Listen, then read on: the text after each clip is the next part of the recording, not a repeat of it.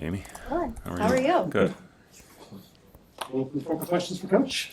I guess to start, for people that aren't familiar with the procedure you're having on Friday, can you just give a kind of a rundown of what to expect, and do you anticipate missing time away from the team? Yeah. So as far as my pacemaker replacement surgery that I'll have on Friday, I anticipate, a very routine surgery.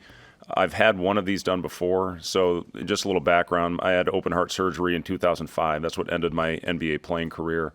And during the procedure to correct an aortic root aneurysm, they nicked my conduction system, which is invisible when you go through that procedure. So I developed a 100% heart block, and they implanted a pacemaker in me after that first surgery, and I was in the hospital for about a week as they got everything set.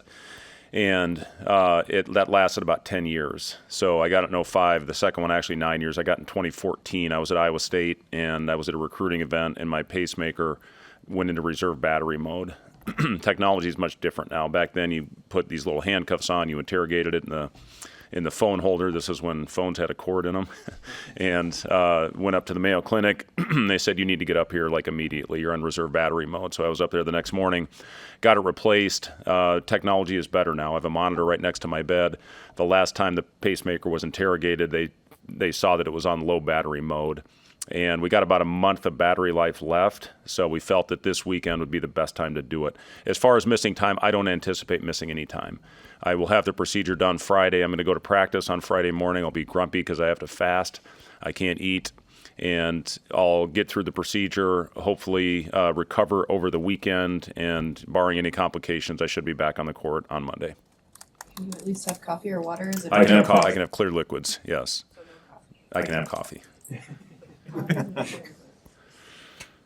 You'll have to take that up with my doctor, Amy. I don't know. They told me I could drink. They told me I could drink black coffee only, just black coffee. So This was the start of practices was kind of the first time your full group has been together. I know you had some late additions and guys sitting out. I guess what's that picture look like from the few practices you've had, and what are your feelings on the team right now? Well, we've had the full team together pretty much since we've been back in the fall. So they say first practice, which was yesterday, but we've had really 13 weeks together. The first actual practice is this year was on June 9th. And then we had the 4 weeks of the first summer session, 4 weeks of the second summer session where we got 4 hours a week with them.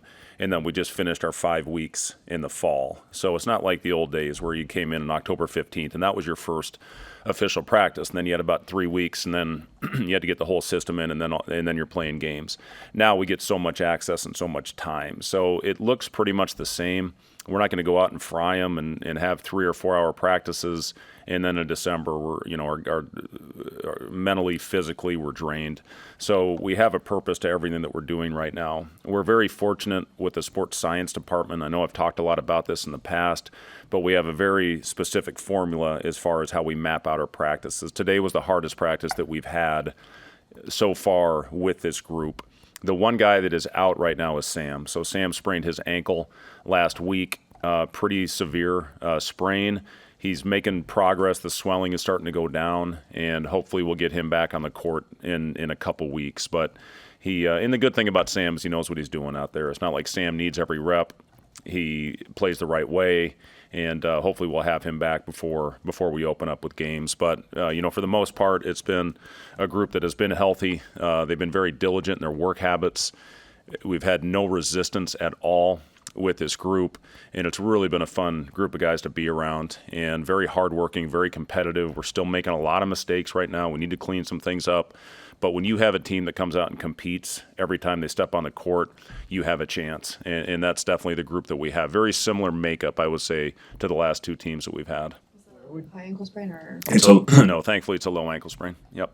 Where would you like to see this group collectively progress between now and the beginning of the season? Yeah, well, we need to take better care of the ball. That's always a thing early on, and you could probably ask 300 teams right now what they need to improve on, and they would tell you taking care of the basketball and valuing possessions.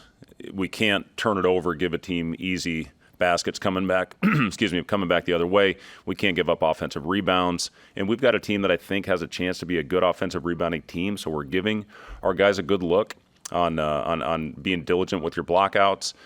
And then transition. We have a team that I think can play with pace, but we have to figure out when it's not there, when to slow things down, and when to execute. And that is leading to some of the turnovers as well. 2 weeks ago, I thought we had it figured out. We had a week where I think we had a 3.5 to 1 assist to turnover ratio, and that number's come down. So we got to get back to doing a better job of valuing the ball. I wanted to ask you about Nick Janowski. Seems like he's a pretty good shooter. I mean, do you anticipate him being part of the offense this year? Yeah, I've been really happy with both of our freshmen, and Nick has done a really good job of coming in here. He's more comfortable, you can tell. This summer, he had some struggles, as all freshmen that start their college playing career, from the number one player in the country all the way to whatever. But Nick had some struggles early on, putting the ball in the basket. And that was the one thing I did not think that we'd have issues with, because he's the 7th all-time leading scorer in Wisconsin State history. Nick has an unbelievable future in this game. He's been playing the point guard position behind Raleigh, behind Aaron, but he can also play off the ball. And he's been really, really good since he's been back. So as far as will he compete for time, absolutely. And that's what I told those guys with Nick and with Braden Frager. Their mindset needs to be to come in here and they're going to be on the court. Frager has been awesome. He's making shots. He's got a nice high release. He's 6'6", 225. He's already got a body that can compete in the Big Ten, and he's 17 years old. He should be a senior in high school right now. So both of our freshmen have really, really bright futures. We've got a deep team. It's going to be the number one biggest issue for us as a staff on who is going to deserve those minutes, who's going to be in the rotation, who finishes games for us, because we've got a lot of talented players on this roster, including those 2 freshmen. Prager's body's changed significantly. You said he's gained a lot of weight. I mean, he looks a lot bigger and stronger in such a short period of time. Yeah, he absolutely has. And when he had his wrist, so he had a wrist procedure this offseason, and he was really diligent with Kurt Joseph, our strength coach, and getting in the weight room and doing everything that he could without being able to do much on the court because of how delicate that wrist procedure was. And he put on a lot of size. And he's a worker. He's a great worker. He gets in here into the gym every day in the afternoon. And he's, again, his body's always been explosive, but now he's adding the strength and he's filling out, and he's got a body that will continue to improve. Again, what we forget sometimes is that he's 17 years old. So, there'll be some times where he makes mistakes or comes off and makes maybe the wrong read. But again, he should be in high school still. So, really, really excited about both of our freshmen. How has Berkey fit in since he arrived? Yeah, Berkey has been. He's as talented as anybody that we have on our roster. He can pass, shoot, and dribble, and he can initiate offense. He can rebound the ball at 6'10" and bring the ball down the floor. He's got length, and he really is a tremendous passer and a guy that can knock down shots. So his feel fits within our system. It's a read and react type offense, and he's got good length, and he's starting to really get good deflections on the defensive end as well. We haven't experimented with him at the 5 yet, but there's going to be times where we can have a really, really skilled lineup on the court with him at 6'10". When I look at our roster, Raleigh 6'5", Bryce 6'7", Jawan 6'7", Berkey 6'10", and then Braxton 7'1", with Andrew Morgan, with Gavin Griffiths, with their size, with Sam's toughness, with Connor Recesion's shot-making ability. We're going to have a lot of different lineups that we're going to be able to throw out on the floor, and it's a very versatile group of players. So, I'm excited about it. Aaron Eulis had an unbelievable day today and maybe had his best week. A lot of competition right now, and it's what you want. It's what you want at this stage of the game, and we'll figure out the rotation as we continue to go on. And we've got 28 practices left, and then we're on the floor. So a lot of work to do, but very pleased with where we are right now. How much of a luxury do you think it is to have Bryce have the experience of being the lead guard last year? Now he doesn't necessarily have to be, because you have two. Well, and I really like Bryce in that role. So there's going to be times this year where we do put the ball in Bryce's hands, especially when he rebounds. And we've got multiple guys that can get the ball off the glass and initiate the offense, and we just need to fill all the spots on the floor. But there may be a stretch where we put the ball in Bryce's hands and have Aaron or Raleigh getting out and running, or having Bryce on the floor with another mix of players where he can handle it, because I really liked what that looked like, especially at the end of the year. And he did a great job of getting to the free throw line. And we're going to have to do a good job of that, manufacturing those type of points. Obviously we played through Rink a lot last year, and Rink led our team in assists, so we missed that element out there in the floor right now. But having the pure point guards with Aaron, with Raleigh, having Bryce, who spent a lot of time with the ball in his hands, having Sam that can make plays, you have a lot of guys on this team, with a multi-handler system that can initiate our offense. Ray was one of the loudest people at practice today, even though he can't participate. Just how have you seen him embrace the new role that he's not playing this year, but still trying to be a leader? Yeah, and we've talked to Rink about that. Even though he won't be on the floor competing, and he feels great. That's the hard thing, I think, for Rink, is how good he feels right now. He's got a doctor's appointment in Chicago, actually on the day of our opener on November 4th, where hopefully he'll get clearance from the doctor, Brian Cole, that did his procedure, to hopefully start ramping up his activity and doing some things on the court. But he's in the pool every day. He's on the bike, and he's doing a great job over on the sideline. It's great having he and Josiah, showing Braxton, showing Andrew Morgan some of the things that we want out of that position, playing at the elbow and out of the pinch post. And yeah, it's a great luxury to have a leader like Rink and to have Josiah come back. He's still the hype man over there on the side, but yeah, it's awesome to have those guys part of the program. What did experiencing some success last season do for the returners from a mental standpoint, confidence perspective? Well, the thing that we really want is to give them a hunger. They want to get back there, and they want to improve, and we want to improve on what we did a year ago. Not only get there, but win in March, and that's the challenge. That's the next step. That's the next progression, is to get this program where it's never been before by getting there and consistently being there, and now winning those games in March. And having a group, we didn't have anybody really. I think Juwan was the one guy in the active roster that had played in the tournament, and then Aaron being the other one that had played in the tournament. Nobody else on our roster had experienced that. And it is such a different vibe. You can talk to them about it till you're blue in the face, but once you experience that, that's very valuable for your guys. And having a group now that the majority in our rotation have been in that tournament, they want to get back there. And they want to have that, again, take this program where it's never been. And I think this group has that opportunity if we stay together, if we sacrifice, and play unselfish basketball. You see a determination in Connor, after maybe last year didn't go exactly how you wanted it to, and where his head's at right now. Yeah, Connor's been great. Obviously, we have a lot of shooting that we need to replace with Casey, with CJ, with some of the other guys that aren't with us anymore, and that's what he does. He shoots the ball. He can put it in the basket. It's an offense that has a lot of freedom, and he's really enjoyed it. And I think he is still learning some of the things, some of the nuances within the system. But when he gets it going, and when that thing leaves his hands, you think it's going in. And he's been a guy his whole life that can put the ball in the basket. He's shown a nice little floater. And again, the thing that we've stressed with our guys, and I'll go back to the turnovers, making simple plays. At times we get in there, we try to do too much. We try to hit a home run when the easy play is there to be made. And as a group, we have to get better at that. But we've been pleased with Connor. He does a great job moving without the ball. And again, when you show some of the things that Casey was able to do in this offense, Connor certainly can make some of those shots. You mentioned that 5 spot with Berkey working up the 5 potentially, and then you have Braxton, and you have Andrew. The 3 very different types of players. I guess how much does that provide you with versatility, with lineups, different things that you can do on both ends? Yeah, but Braxton certainly gives us a rim protector that we haven't had here, and he gives us a lob threat at the rim as well. That's what we talked to him a lot about. We are very aggressive in our pick and roll defense, so he has to learn how to play in the pocket. We've been really pleased with how he has performed in that role, but when he gets behind the defense, he's going to be a guy that can throw the ball up to, and a guy that can finish with authority.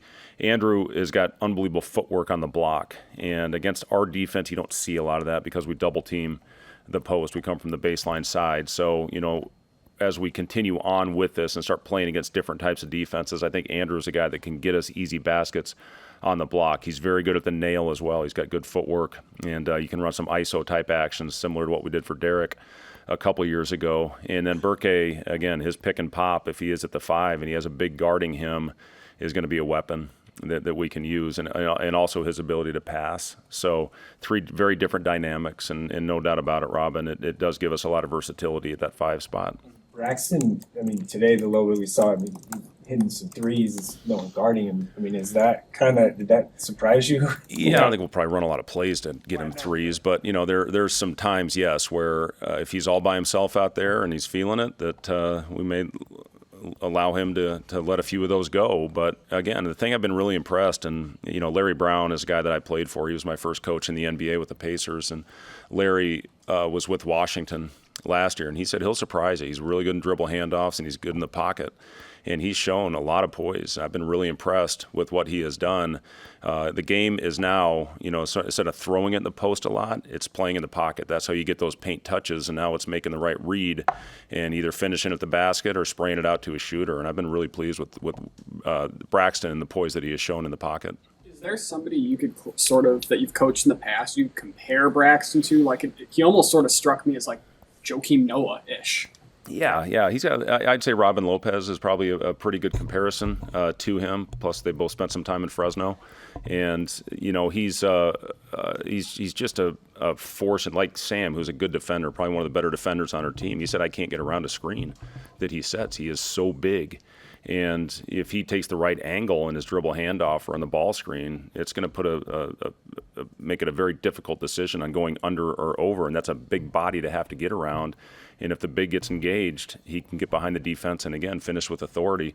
So, yeah, just his size. And, he had a wrist injury a thumb injury this summer where he really didn't do anything for a good 2.5 months. So now getting him back on the floor, continuing to work on getting him in shape. But you can see, he gets more confident every day that he steps on the floor. And a lot of that is because he's starting to get in shape. Still has a ways to go. But, again, I've been really pleased with all, and not just Braxton, but all of our bigs. Andrew Morgan, so he's a really good player.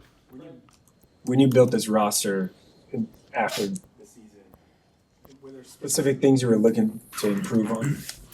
Well, we wanted to stay old. That was important last year. And we've got 8 players on this roster that will be their 4th year or more in college. And we were the oldest team in the Big Ten last year, and I think that was a key in us having a good year. So we wanted to get experience back in some of the players that we had to replace. And we've got 6 seniors on this team, and then Sam and Jeffrey and those guys are. Yeah, and Jeffrey, I think, makes 7. So we've got 6 guys that are 4th year or more in college. So that was a big part, is to continue to try to stay old, and that's what it is right now with the landscape of college basketball. But we're really happy, I think, with the balance of this roster, having some older players, and then you have the younger guys with Janowski, with Frager, that are really coming along. I've been really pleased with Justin Bolus. He's been unbelievable for us out there as well.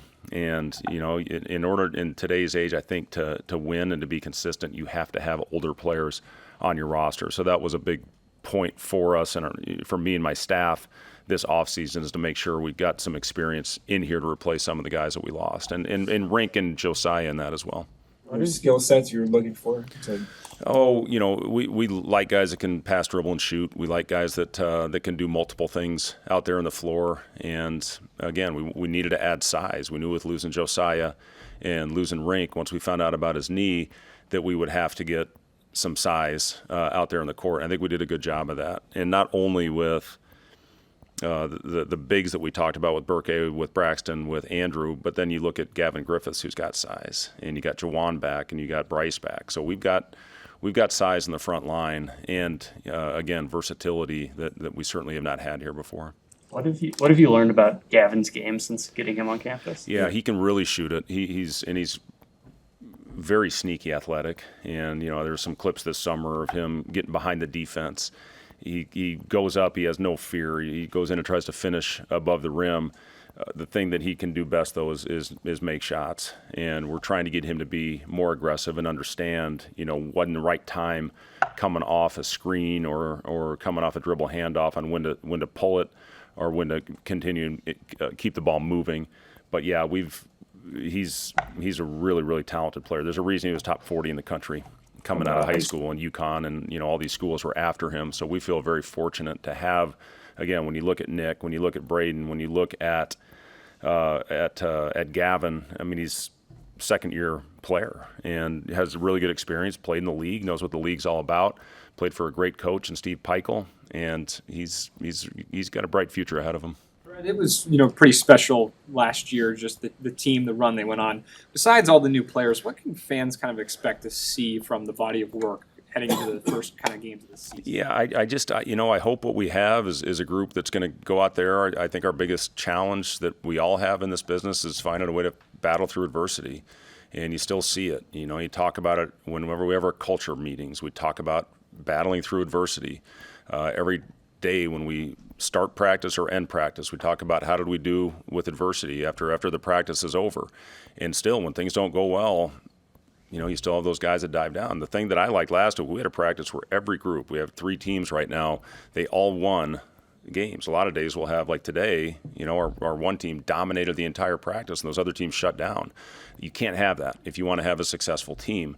So, that's our biggest thing. Be the hardest working, most together team and find a way to battle through those tough times. Mentioned pretty much everybody, but Jawan, I guess what's his role? Has it changed at all with how the new additions fit in and what he did last year? Yeah, Jawan's one of my favorites. He's one of the favorite guys I've ever coached. He just does everything. He does whatever it takes to win. He's not a guy that goes out there and hunts shots. He just goes out and tries to make winning basketball plays and play winning basketball. One of the most versatile defenders in the country, one of the best offensive rebounders, getting us extra possessions. So he hasn't changed. He's worked very hard on his shot this offseason. He is shooting the ball better right now, so I anticipate his percentage going up this year, but just a guy that does everything for us. Thank you, guys.